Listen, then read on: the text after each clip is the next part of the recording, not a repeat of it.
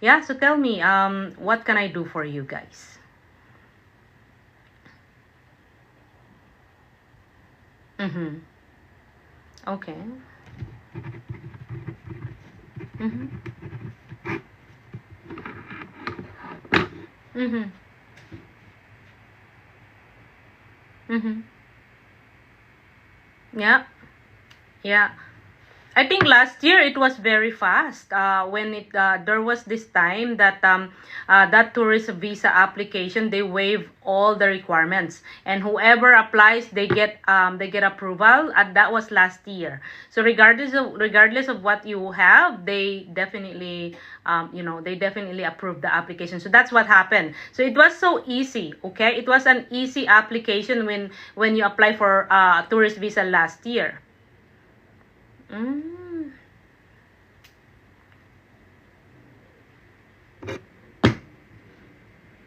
Very fast. Mm-hmm. Mm-hmm.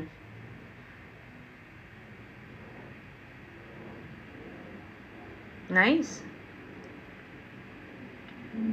So isn't it really like yeah, when you apply for tourist visa, it was so fast, right? Now, here comes you wanna change your tourist visa to work permit. So what happened is that if yes, it's true that you were able to come here and apply in Canada as a tourist visa, and it was so fast. And if you compare for those people who were applying before, and it was work permit or permanent residency, there's always a process, right?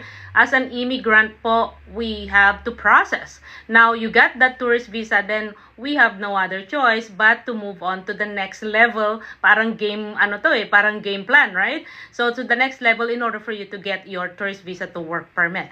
And getting that work permit, I believe you understand. I believe you heard my contents, my blogs that everyone who come here as a temporary resident permit holder, always and always we need a labor market impact assessment.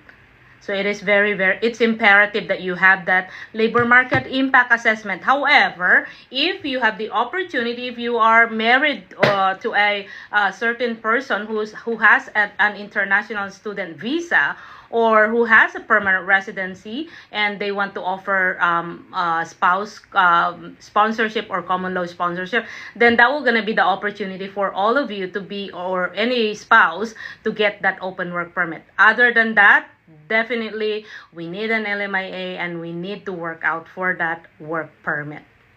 So we need to go through, yeah, we always need to go through from ESDC, that is for the employer, and then here comes another immigration, and that is for you as an applicant or as a foreign national. Okay, so tell me the story of whatever you wanna hear and wanna clarify with me.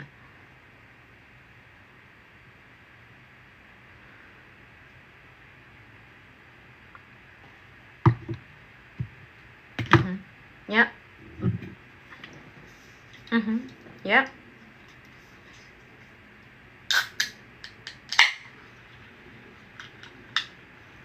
Mm-hmm. Yeah.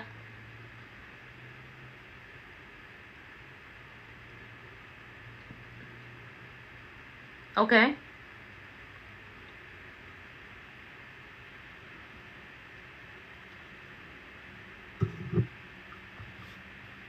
Okay. When did you apply for the LMIA again? Ah, okay. Oh, when did you apply for that? Because that means I heard 7 months, 7 weeks, but now it's 2 months. Because of a lot of people are actually applying for certificate to hire a foreign national or a foreign worker.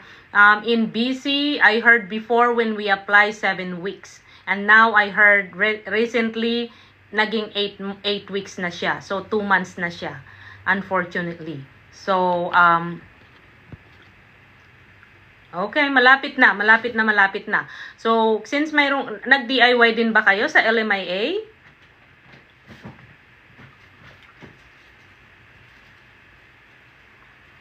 Mm-hmm.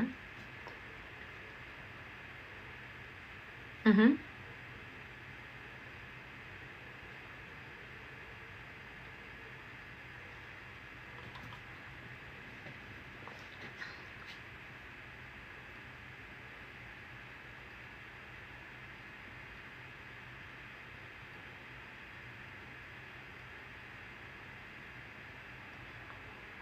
Okay.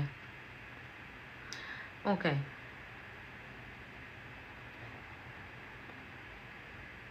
I think nagkausap na tayo, di ba? Oh, 'di ba I think yung employer hindi yata Pilipino yung employer, 'di ba? Pero mayroon siyang ano. Yeah, I think I remember you. Nagkausap na tayo. So, nagkausap na nga tayo. So, okay, okay, okay. Okay. So, nagkausap na tayo. So, okay. So, that's a good thing. At least we're sitting here right now. So, now, you have an employer that can offer you LMIA, but I mean, the employer wants to offer two of you for an LMIA. Definitely, you can do that. But, since your husband has the ability to get the tier 3 or 4, I mean, tier 3 or above, then I think I would definitely recommend na yung husband mo talagang magpa-LMIA. However, because of what's going on, because of the changes, I believe when we were talking, the changes was not in place yet. Now, heto na itong sitwasyon natin na, if, sabi nga nila, if you're offering a median wage, dapat high wage na. And then, after high wage, ang mangyayari, if you're offering high wage, you have to add up another 20% after November 7. So that is the problem. So I heard that you told me that you applied only for a certificate to hire a foreign worker. So that means it's not even an LMIA. So did you ever get the chance to apply for a job bank or advertise to the job bank? Nagawa nyo na ba?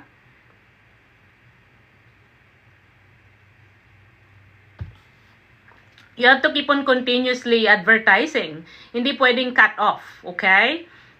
So that's when you have an LMIA. But there's a lot of the rule is sabi nila at least 4 weeks. Pero in between the immigration law or ESDC rule, you have to make it continuously advertised. So hanggang sa lumabas yung status or yung approval ng LMIA, hindi pwedeng wala. So kailangan repost ninyo siya, okay?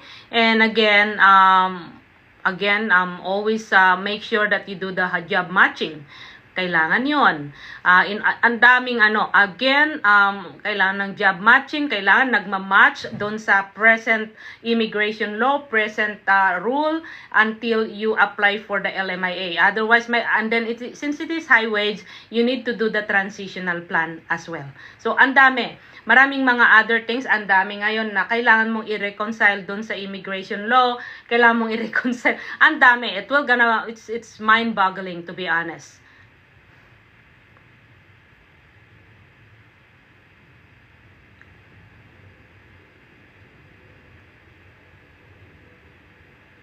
Ang dami, sobrang dami ng changes.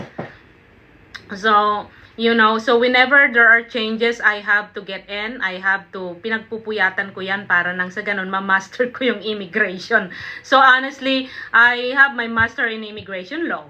But the problem is that right now, because of whatever changes, whatever things na change sa mga rules, at the end, nawawala yung pagiging master mo sa immigration. But, of course, this is my job. So, that's why, nag-add up lang yung mga information about kung mayroon mang old rule, then you add up yung new rule, then at the end of the day, to apply naman na sa application para sa mga client.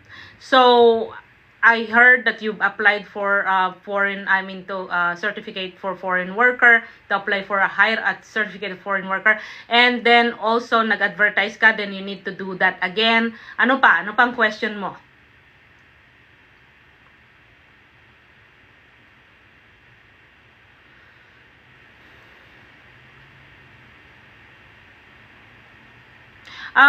Well, I believe na, of course, yung ability to pay, LMIA is usually, not usually, LMIA is to be, yung ina-assess nila sa LMIA is employer. Yung mga employer, not even you. Wherever you are, whatever your qualification, it doesn't matter. But again, still, before you apply, make sure that you are qualified to the position that you are getting from that LMIA. So now, ang employer, ang requirements for an employer to hire a foreign national, of course, number 1 is nakapag-apply na kayo ng certificate to hire a foreign worker. Number 2 is ability to pay the foreign worker, which is notice of assessment. Nawala.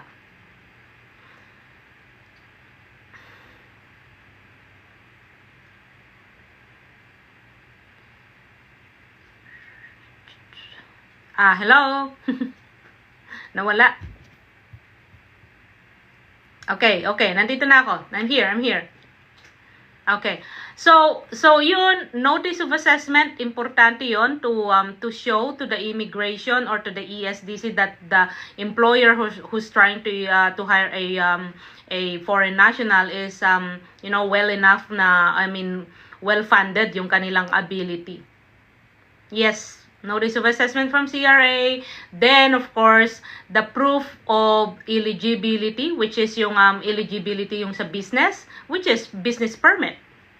Yeah, business permit, business license, and also ID ng employer. Kailangan pa rin yun. Of course, utility bill ng place of work ng foreign national or foreign worker. Those are the main, biggest, highly confidential document. Now, I understand na ito yung ino-offer, it's not low wage, it is high wage. So kailangan yung income dapat ang value nun or ang number nun is at least 2 years, okay? At least 2 years ng employer's income. So, ibig sabihin, 2 years, kailangan maipakita mo yon. Then, kakalculate nila yan kung magkano yung sasahurin or yung magkano yung offer. Usually, ang offer dapat kung how much will gonna be yung pwedeng ipasahod, which is yung running rate ng foreign national on based dyan sa city, which is dyan sa Vancouver. Okay? So, okay, I will take a look. Mayroon akong listahan dito. Kapag high wage ang salary nasa British Columbia, presently it is 28.85, okay? Then that's if you add up times 20%, that will gonna be 40.39. So yun na yun, yung dapat. So per hour ng foreign national will gonna be $40.39. Ang laki. Okay, so kapag ka 40.39 times, let's say 6 hours a day, kasi yun yung maximum na or minimum na working hour times, so that means $242 a day ang salary niya, times 5 days, kasi kailangan 30 hours a week, so that means every week niya is 1,212. Tapos, kung kakalculate mo yan times 52 weeks, kasi 52 weeks ang isang taon, that means dapat ang ipapasahod mo yearly sa employee is $63,000. $63,000 a year times 2. Okay? Times 2, yes.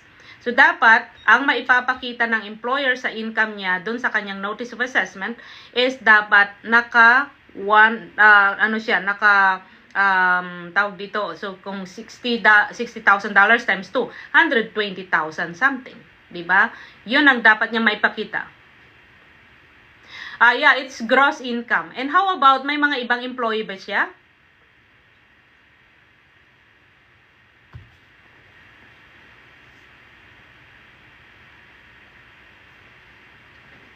Okay, kung naka-subcontract, then, kasi may na ngayon, may cap yung mga LMIA. So, ibig sabihin, before it was 20%, now naging 10% na lang yung cap.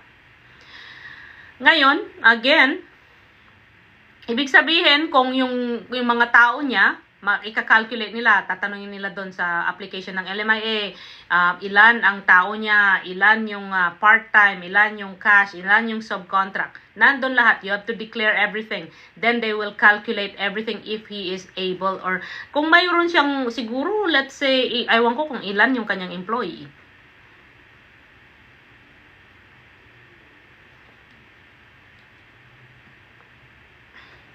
Kung, then it's gonna be 60 times 3 plus isa, 60 times 4, at least 240K, plus yung pambuhay niya sa sarili niya, ilan yung family members niya, ilan yung kanyang workers, things like that. Yun ang mga calculation ng funding. So, kung mayroon siyang 300,000, then that might be as a good. Yeah, 300,000. I think yung gross income ng declaration. No, not in the bank. No, it's not.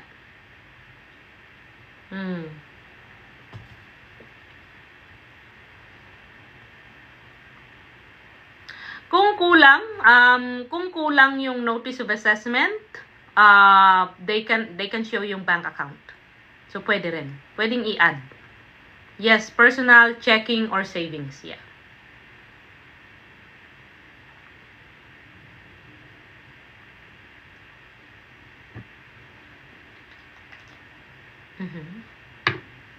Okay. Okay.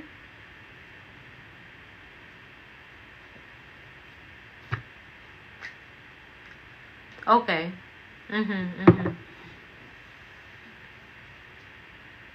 Okay.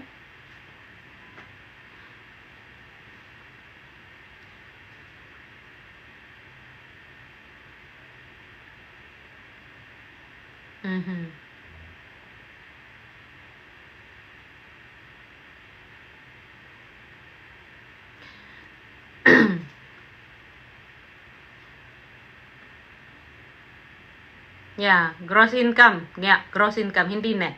Gross. No. It's the business, yeah. Okay. Yeah.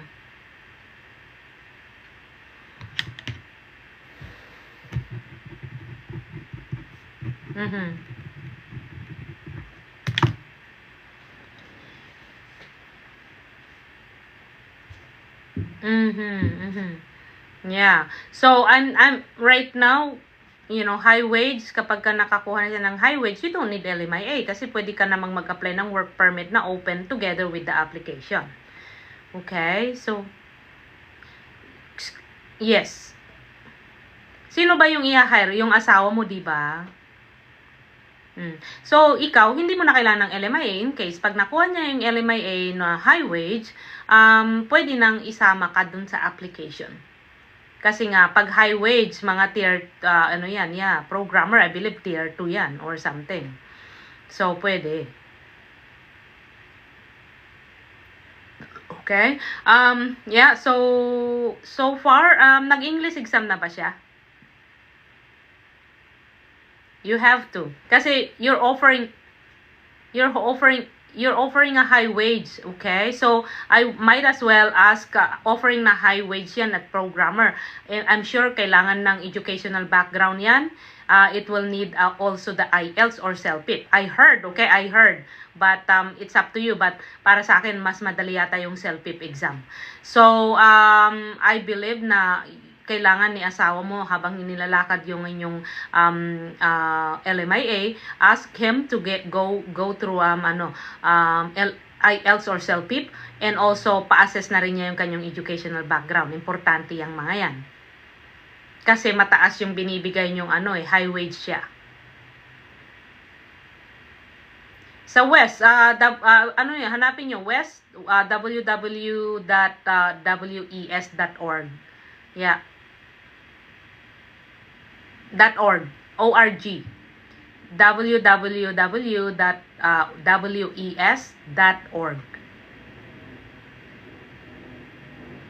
Yeah, doon siya magla-login, magre-register siya, then pay for certain amount of money para sa immigration. Immigration na assessment 'yun for immigration.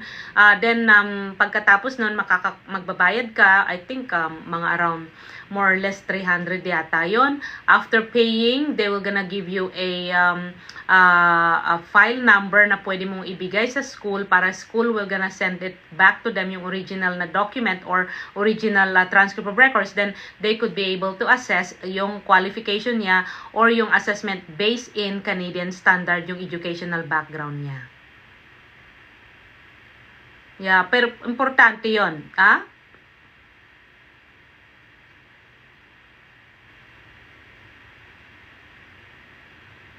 No, Wes ang magbibigay ng result kung gaano kataas yung kanyang natapos based in Canadian standard. Yeah. Tapos kailangan pa niyang mag-IELTS kasi nga you are offering a high wage. So ibig sabihin, if you're offering a high wage, you're offering a tier 3 or above, you will need English exam and you will need educational background.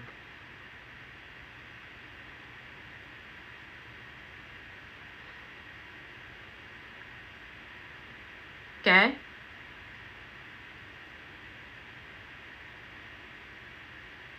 Mhm. Mhm.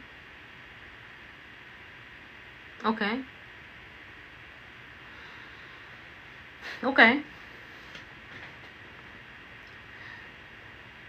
You can show your employment certificate, pero they will not come back to that place kasi you are applying for work permit. But if you are applying for permanent residency, whatever the background declaration that you input in your application, and that is based on getting that qualification to get onto the permanent residency, definitely they'll go back. They're gonna investigate those. However, since it is a temporary resident permit application, then, it's just a mere employment certificate, proof that you work, then that should be all okay with them. So, yeah. But, again, that one is, when you apply for work permit, it is a big thing din yon, but still, kailangan mo pa rin ng English exam. And na pa-assess mo pa rin yung educational background ng asawa mo. Yeah.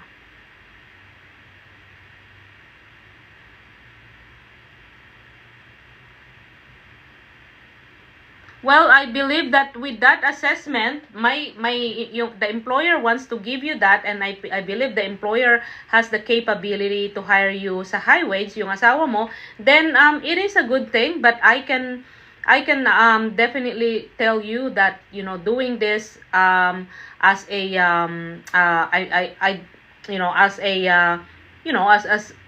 I don't want to put you down, pero if you are not the expert of immigration, might as well hire. I'm not asking you to hire me, but might as well hire the expert people or the licensee people or even immigration lawyer or immigration consultant. This is difficult. It is a high wage. For me, I'm already applying one. I'm already applying one high wage application. It is very complicated. A lot of things that you need to connect.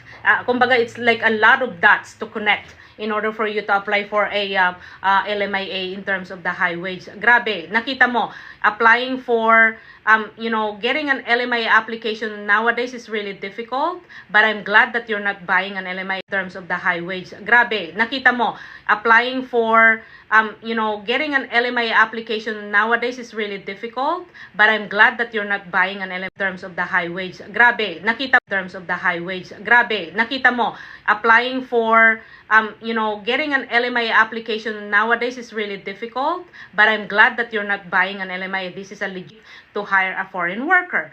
Now, getting that, I believe Saskatoon is only 1 week. But BC, dahil napakadaming tao dyan, it will gonna take at least 7 weeks to 8 weeks, unfortunately.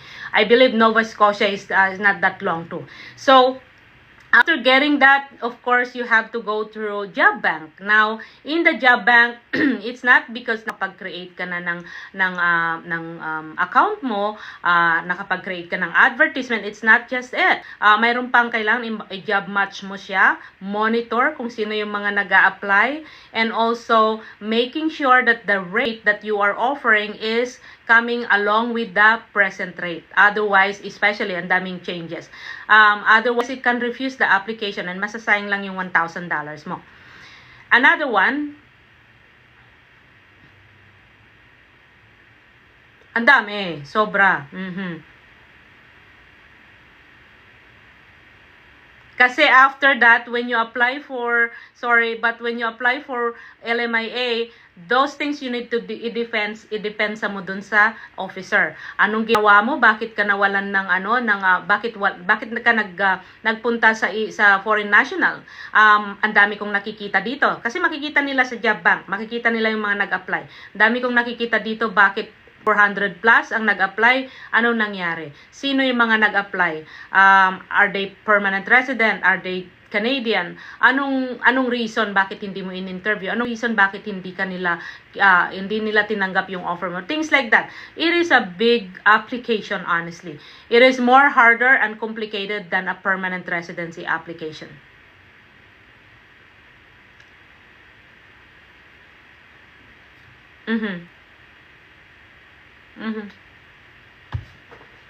Transitional plan is really difficult. At the same time, my cap. I know, it is like a math. Kanina nga, mayroon akong isang application. It says going back and forth doon sa kanilang high wage at saka yung sa cap. And ang hirap, mayroong ang daming mga calculation. I think ito yata yun. Tinatanong dito, C plus D plus E minus F and H. Ano yung mga answers mo dun sa mga yon? Ito yung yung determining the effect of the cap. Ito yung ginagawa ko right now. Kasi yung established is 10%. I'm sorry, but it is a complicated application.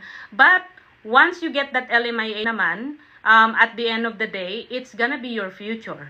I don't know why they make it complicated, but I really don't know why they make it complicated, sa totoo lang. So,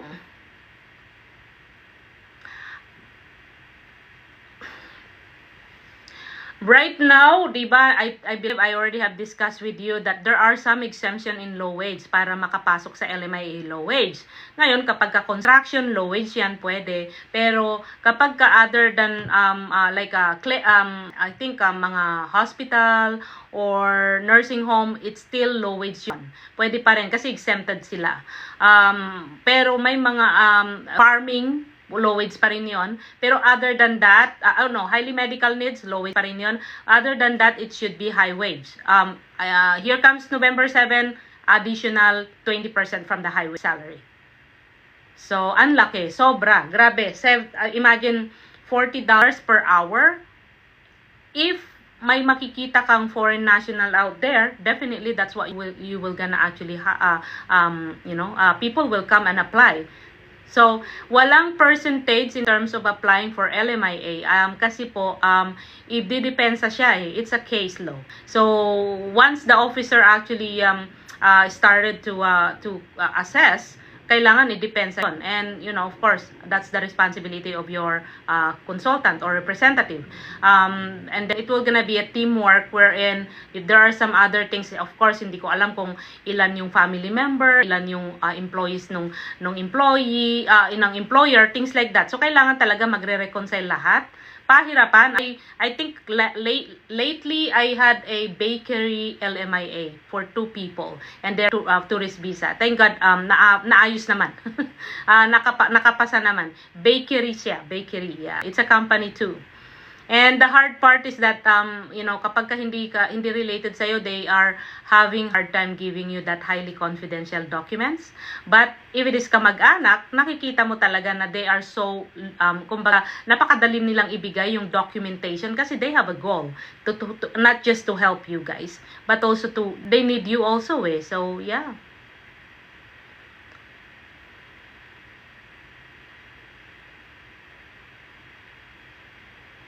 Wala naman. Even, that's a good question. Every now and then, they always ask me that we are related, we are magkamag-anak. I never heard. And then, I heard that there are some myth. May nagsasabi na eto, hindi kayo, related kayo, hindi kayo may sponsor. There are some lawyers also who do that. But, in my experience, I have gone through a lot of relatives, hindi lang ako, mga client ko, may pamangkin, pinsan, kapatid, hindi naman 'yun ang issue. But again, at the end, it still depend on the immigration. But ang daming na-approvean magkakamag-anak. So, don't think about that it's a immigration law. Yes? Sa LMIA application, there are two things na pwede mong gawin when you apply. Pwede mong hindi ilagay yung pangalan ng foreign national. The only thing is that if you do that, it's gonna be called open LMIA. Ngayon, pag nilagay na yung pangalan mo as foreign national, then of course, it is for you only. However, during the time, since 6 months lang yung validity, during that time na you realize as an employer na ayaw mo na pala dun sa foreign national na pinag-offer ng LMIA, you can always ask and request to change the name of the foreign national. Pwede yun. Basta as long na valid pa ha, yung LMIA. Yeah.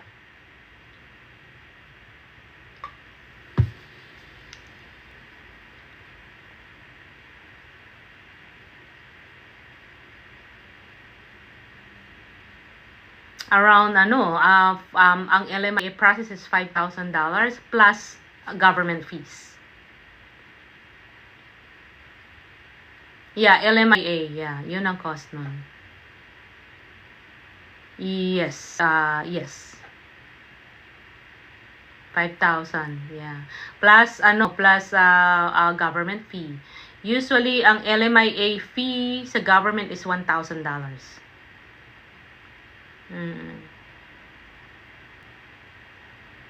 Yeah, we will take a look at it na magre-reconcile kung ano man yung present rate, yung kung ano man yung yung mga, kasi dalawang yan ang LMIA, dalawang rule ang hahanapin sa iyo in order for that to get approval.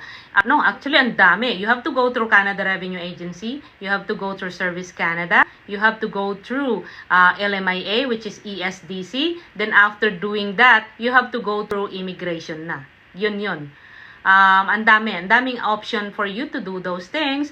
Ang daming rules. Pero, syempre, kapag this is your job, you have to fit in. You have to do it. Ang daming kagaya ko na consultant, they cannot do LMIA because it's difficult. You've tried it, di ba? Trinay mo and you want to do it DIY, pero unfortunately, it's really difficult. Oh my gosh. Honestly, as much as possible, ayoko nang tumanggap ng LMIA. But, I feel bad. You try to go in. You try to get in. Yes. And you will see.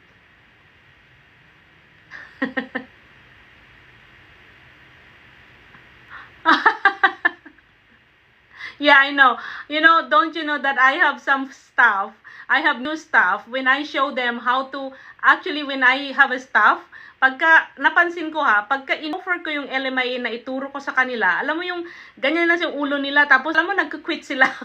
Kaya ang ginagawa ko, I don't give the LMIA yet. What I do is from the basic, and then paano mag-login, paano mag-fill up ng forms, then slowly I will teach them how to do all this. Don't you know that if I hire an assistant, kailangan naka 2 years diploma sila ng immigration assistant kasi it's difficult. So so I believe I'm glad that you get in, you check and you found it na especially it's high wage.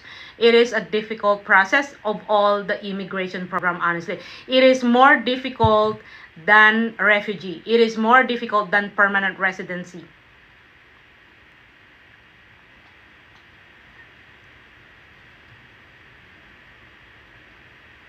Yeah. Pero, you know what? Ito pang isa it's not an assurance, guys. It's not an assurance. So, who knows, ikaw makakuha ka ng work permit. Kasi may anak kayo dito, di ba? So, if you have a child here, pag nakakuha kayo ng work permit, one of you, kahit low wage or high wage, that child could be able to study. So, kahit tourist visa lang, pwede siyang mag-aral dito for free sa public school. And even it is public school, yeah. Okay.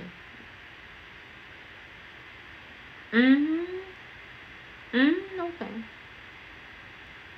Of course, of course. Isn't it nice? Sino ba naman gusto mag-stop mag-aral? I know that. I understand that. Yeah, well,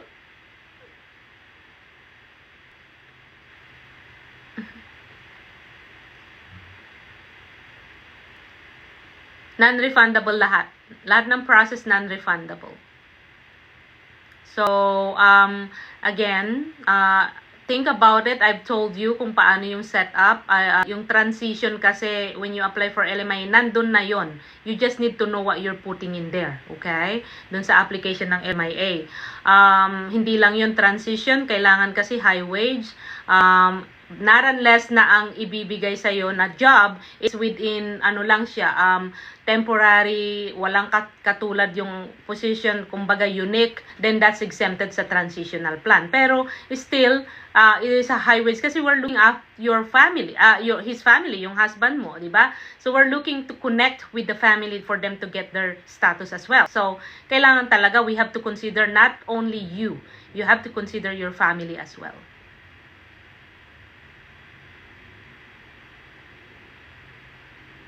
Mm-hmm.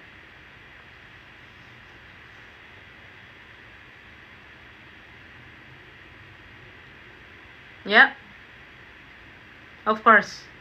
Yeah. Mm-hmm.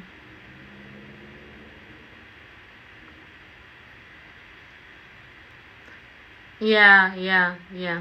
Pero hindi pa rin. Again, that one, while waiting for that, you have to start the advertisement. Kasi advertisement is actually 4 weeks. Ang sabi doon sa rule, you have to advertise it for weeks uninterrupted. Ibig sabihin 4 weeks, 28 days.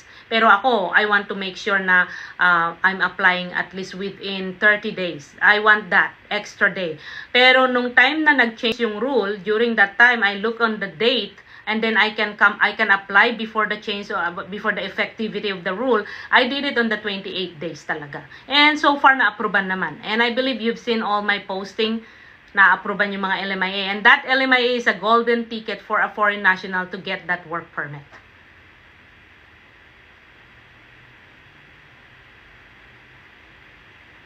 Yes, of course. Yes. Even yung recently lang, sabi ko nga yung bakery, that's tier 2 kasi supervisor. Tier 2 or 3, I think, yeah. Mayroon ding cook. Yung mga cook, ano yan, high wage din. Yeah. Oh yeah, of course. It's gonna be a teamwork. Hindi pwedeng hindi kayo makisama kasi there are times I need something. Kailangan talaga teamwork. I hate ignoring things. So whenever there's an update, of course I have to inform you, especially the employer, things like that. Email, usually email. That's not a problem. And also whatever is going on right now in the immigration context, it's all online application eh. So whenever we meet up, I just realized after pandemic, hindi ko na pala kailangan ng office, something like that. Kasi I don't even need to meet you in person to provide me those documents. There's scanning, there's a signing of online, things like that. So e-signature. So, even right now, ang ECOPR na ang tawag sa mga confirmation of permanent resident. They don't even need to send an original ECOPR. You just need to print out. Ang galing nga eh. Yeah. Ano pang question?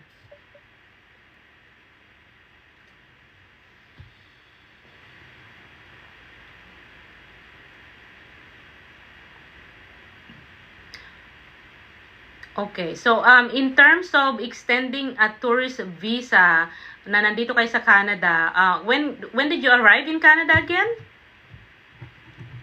So August 8, dapat wala bang tinatak sa passport nyo? Okay, so August 8, kung hindi tinatakan, that means 6 months yung stay nyo dito sa Canada. Now, August, September, October, November, December, January, February. So that means January mag-extend na kayo. Oh yeah, yung GCK account mo doon ka pumasok, yeah. Yeah. Yes, as a family, yeah. Hindi. Iisa ang approval pag isang family. Yeah.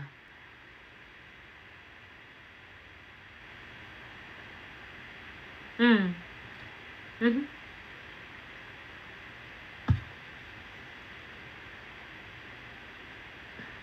Baka naman hindi iisa yung application, baka isa-isang GCK account. Yeah, it should be as a group. So when you apply, how many applicant you want to apply in your GCK account? Diba, before you apply, you have to create your checklist. Now, siyempre, sabihin mo, 3 kayo. Then, magka-come out ng 3 na pwedeng pag-applyan doon. Ganon. So, yeah. Yeah, baka naman nag-isa-isa sila GCK account. Grabe, ang dami nilang oras, ha?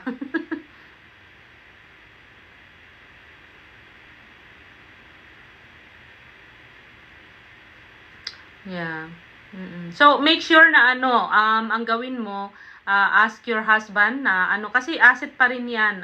Get an English exam. And again, I recommend to everyone, self-pip is easier than IELTS. Okay? I'm just recommending because I heard a lot of people, they just came in, they took the self-pip exam, they pass. Madali lang sa kanila. Samantalang yung IELTS, ang hirap-hirap. So, that's why I'm asking. Ha? Hindi. Computerized in person yung selfie, pero computerized eh. Kung hindi in person yung speaking, hindi in person yung interview. Tapos yung writing, nasa harap ka ng computer, wala kang nakikitang tao. Of course, may mga nagbabantay.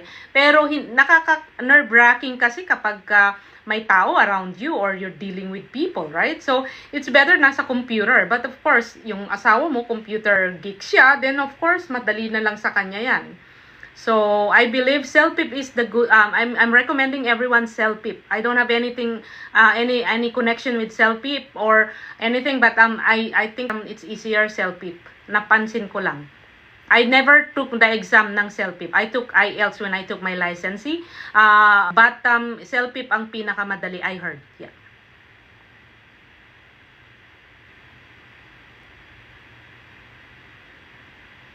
Sis, hi sis.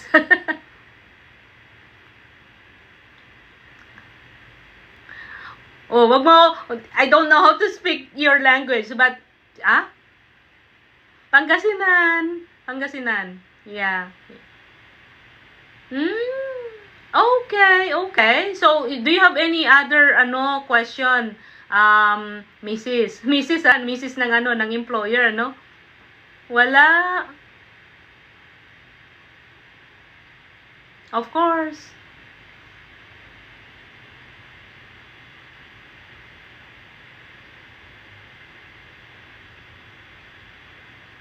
Of course.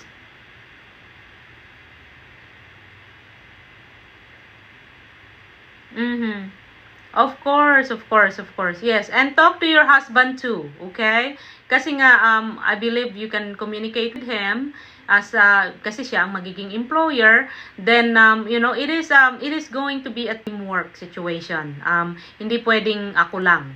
It's gonna be makikisama kayo, be patient with each other, and at the end ang goal natin iisa, which is to bring that out, yung LMIA, apply for work permit, get that yung status ninyo para nang sa ganun ma-startan nyo na yung buhay dito sa Canada. Canada is a beautiful country, you know that.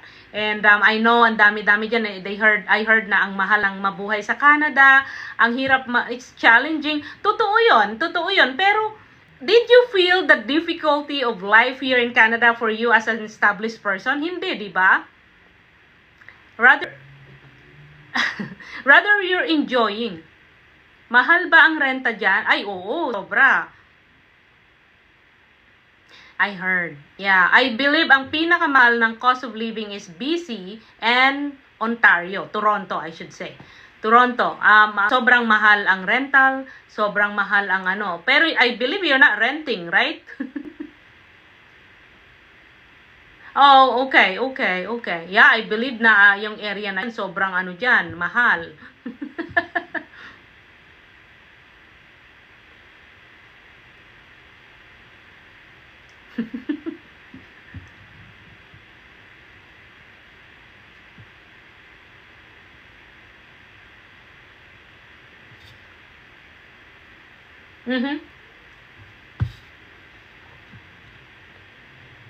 No, 2 years is okay.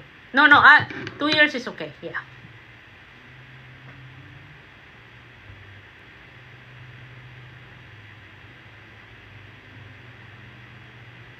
Wala ba kayong accountant? You can ask them.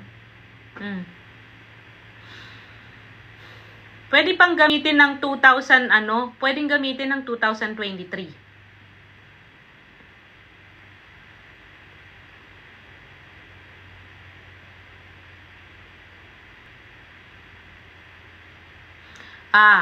Kailangan natin ng 2023.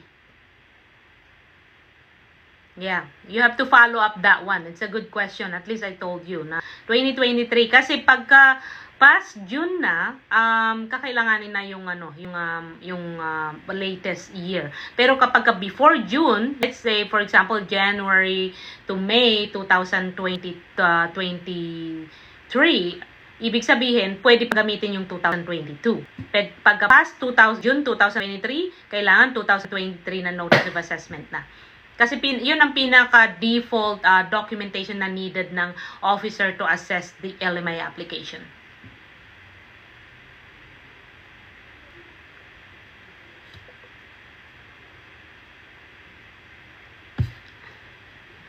I heard, I think at least mayroong, I think 300 yata yung nasabi ko.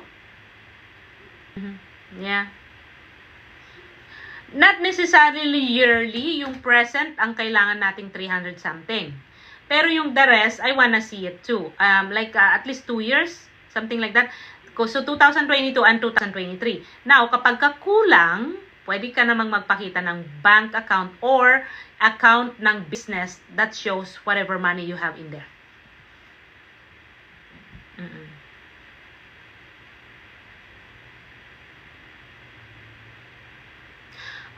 Yung personal ba? I think no. We need that income, we need the notice of assessment ng company. Yes. Yeah.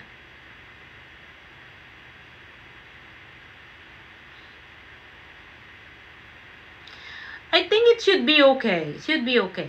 Don't worry about that. Yeah, it should be okay. Yeah, I know. Yeah, I know. Owing to the government. Meron at mayroon yan. Ano pa nga ba? Well, again, you have options. As what I've said, you have family here. And eventually, may support yan. Then eventually, magiging okay din yung inyong buhay dito. It's just so happened that nataon na nasa busy kayo. Mahal.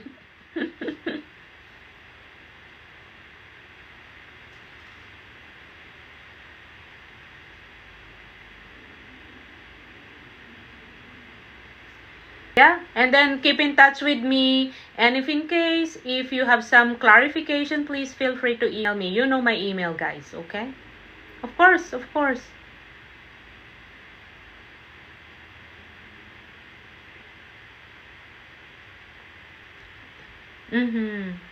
Yes, of course. Yeah. And always remember, pasok na tayo pagka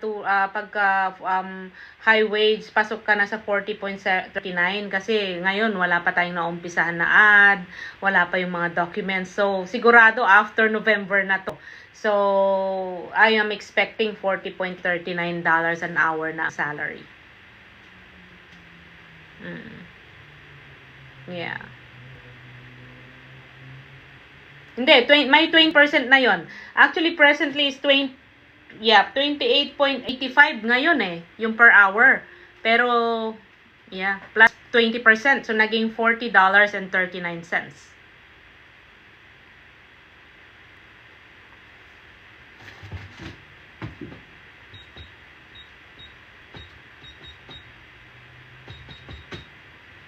Hindi, hold on. 28.85 plus 5.77. Yeah. Yeah, hindi siya abot ng 40. 28.85. Iba pala yung nandun sa sa list.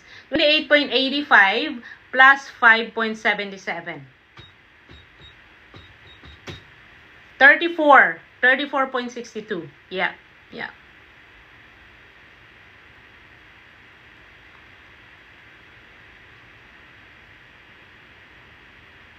Okay? And then, pakiano na lang din, sabihin mo si kay asawa, kay bayaw mo, na take na siya ng English exam and also pa-assess na rin yan sa WES. Importante yon. I always encourage everyone to go for it. It is an asset to the application. It's not, well, especially it's high wage. But again, right now, what if nag-announce ang immigration ng bagong rule ay kailangan ng English exam? Magbubook na naman lahat ng tao, mawawalan na kayo ng spot. So, kailangan unahan nyo na ngayon ang mga tao na gustong magka-English exam. And I recommend self-pip. Mas mabilis, mas madali. Okay. Akala ko kayo ang magkapatid. Okay.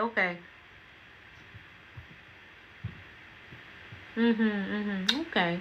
Alright. Is there anything else, guys?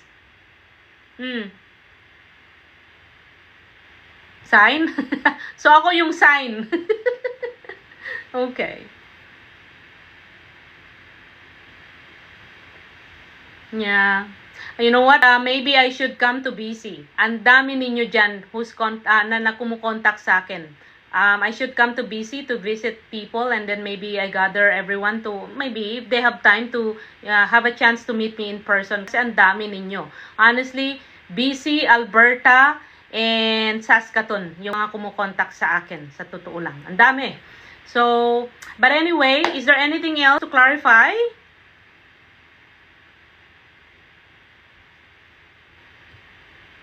Grabe, may listahan ka ha. Okay. Sure.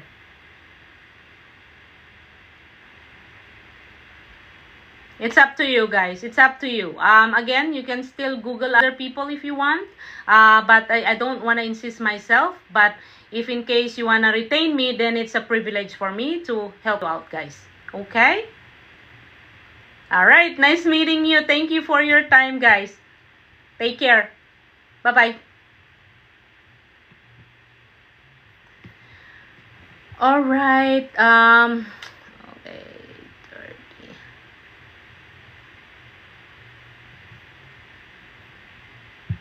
Yeah, that's one of my meeting, and I have another one. Actually, it's a back-to-back meeting with what I'm going to do.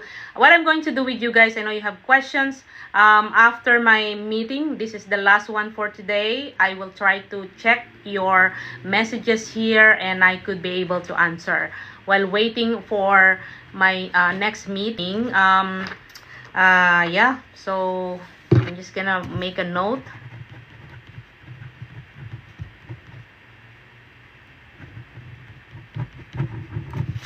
Wala pa yung aking ka-meeting. So, actually, I'm just gonna check yung yung questions ninyo, okay? I just wanna actually oh my goodness, ang dami. Whoa. I would like to ask something, ma'am. Canada now, no need more chef and cook who's already in Canada. You can still have a you can still be a cook or chef. The only thing is that you need a LMIA. I would like to, oh, ang dami ah. How were the housekeeping duties being managed? Ano po ang best answer? Okay, well, you can say how being managed is that being managed, or how's the housekeeping duties being managed? Right now, na hindi ka pa, ibig sabihin yan, I think yung question yan, Bomb, is that how do you manage the housekeeping duties while you don't have the foreign worker yet? So what you can say is that alternately, you're doing it with your family, but lately, napansin mo na it's getting hard, it's getting harder, and nagiging busy na kayo, and then nagkakaroon kayo ng another, another work at saka offer. So, you want to have a quality life. So, you want to stop doing that kasi ang hirap, juggling from work, coming home to clean up and tidy up the house. And then, you realize that you can afford to hire a foreign national. That's why you are offering this person. So, ganun na lang. Sabi, nag-alternate kayo na nagtratrabaho, or maybe may nagpa-part-time na kamag-anak, and then yung kamag-anak hindi na siya available anymore. Hindi naman na nila i-ask further just in case. At least may mai-answer ka. Ma'am, pwede po bang pumasok dito sa Canada para ma-assess ng WES? Of course, you can always get a WES kahit nasaan ka man, wherever you are. Okay. Ask ko lang po if may ongoing na kaso po ang employer, marirenew po ba kami? I believe no. Kasi nga may record na sila eh. So, what happened is that kapag ka when you have a case or when the employer has a pending case, usually they report sa immigration. Now, if in case hindi pa na-report, then it's a good thing. But still take a chance. But again, still protect yourself by finding another work. Ask ko lang po if on... okay, tapos na yon.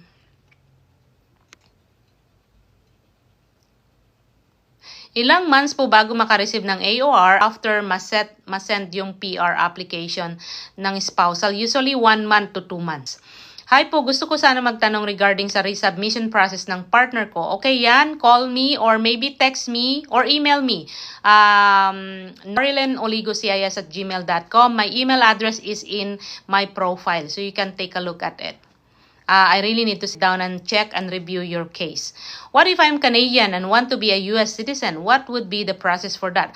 I'm sorry, but I don't do any immigration in the US. I would like to ask you something, ma'am. Canada, no need. I already have answered that.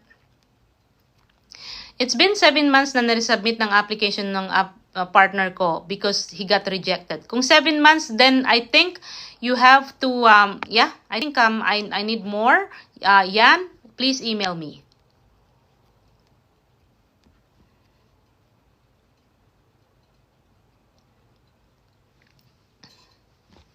Nako, wala na yung aking meeting na nangyari. Okay.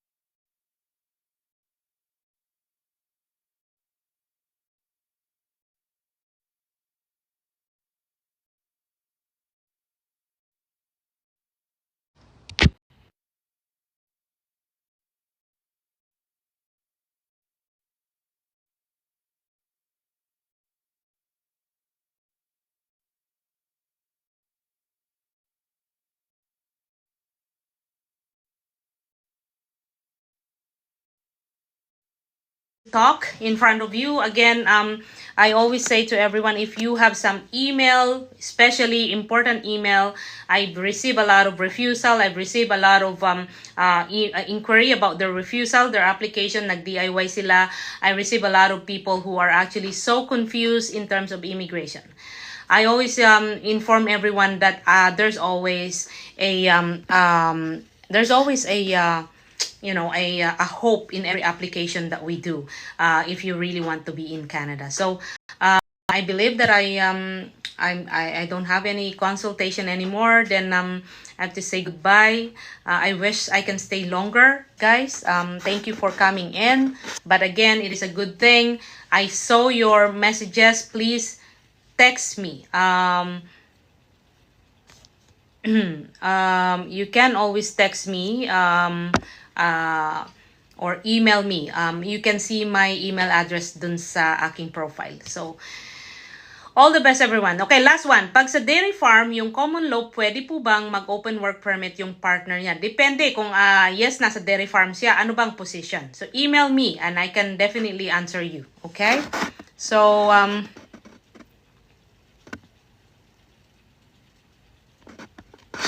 okay then. Thank you, guys. Bye-bye.